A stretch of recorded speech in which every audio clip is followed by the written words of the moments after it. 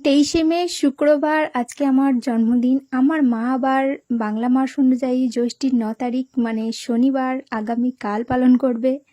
প্রতি বছরই আমার হাজবেন্ড অফিস থেকে আসার সময় কেক ক্যান্ডেল করে নিয়ে আসে, রাত্রেবেলায় আমরা সেটা কাটি। এই বছরও কেটেছিলাম এবং দুজনে মিলে হাত পা ছড়িয়ে কেক খেতে বসেছিলাম।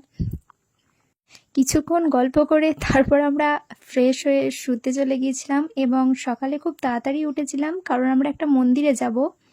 এই শাড়িটা আমার আলমারিতেই ছিল। আমি জন্মদিন উপলক্ষে কোনোদিনই কোনো বছর কোনো কিছু নতুন করে কিনি না। আমার যখন যেটা প্রয়োজন হয় আমি তখনই কিনে নিই ওর সাথে গিয়ে। রিসেন্ট আমি অনেক কিছু কিনেছি, কানের, শাড়ি, নাইটি, অনেক কিছু এখন আভাঙায় পড়ে আছে। একটা চুড়িদারের পিসও আছে যেটা কাটানো হয়নি এখনও। এই কাপড় দুটো আমি পুরোহিতদের জন্য কিনেছিলাম।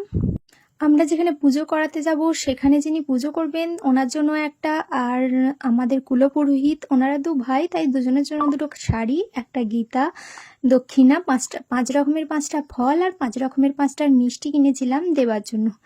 অবশ্য আমি মিষ্টিটা নিয়ে যেতে ভুলে গিয়েছিলাম, তাই জন্য আবার আমাকে মিষ্টি আনতে যেতে হয়েছিল। দোকানে সেরকমভাবে কোনো মিষ্টি সেরকম ছিল না, সবই প্রায় ফুরিয়ে গিয়েছিল, তাই যেটুকু পেয়েছি ওইটুকুই আমি কিনে নিয়েছিলাম।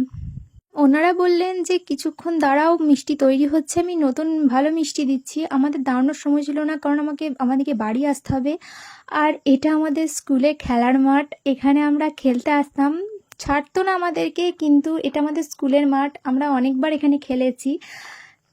আমি নারুগ্রাম স্কুলে পড়েছি আর এটা হলো আমাদের নারুগ্রাম স্কুল। এটা দিয়ে যখন যাচ্ছিলাম আমার তো অনেক কিছু মনে পড়ছিল, আমাদের স্যার, আমাদের স্কুল, আমাদের ক্লাসরুম, আমাদের স্মৃতি, আমাদের বন্ধু বান্ধব সব কিছু।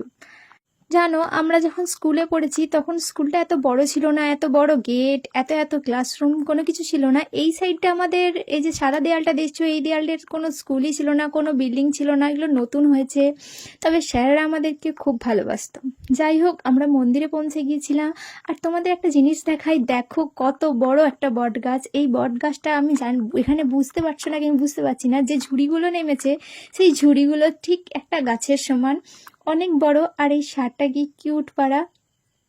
তারপর আমরা মন্দিরে গেলাম আর পুরোহিত আমাদেরকে পুজোর থালা দিয়েছিলেন 2টো, আমরা সেগুলোতে পুজো সাজিয়ে দিয়েছিলাম, উনি পুজো করছিলেন। আমাদের গ্রামে জগদ্ধাত্রী মা অনেক জাগ্রত, আমার মা সেখানে পুজো করায়। আর নারেশ্বর, চাঁদরা এগুলো আমাদের দুয়ার ধরা, সেই জন্য আমি গিয়েছিলাম পুজো দিতে। আর এই দাদু আমাদের অনেক ভালোবাসে। আর এই তারপরে আমরা বাড়ি ফিরে পড়েছিলাম। ভেবেছিলাম বিকেলবেলায় বেরোবো, একটু একটু নতুন জামা পরবো, একটু সাজবো, সেজে বাইরে বেরিয়ে একটু খাবো।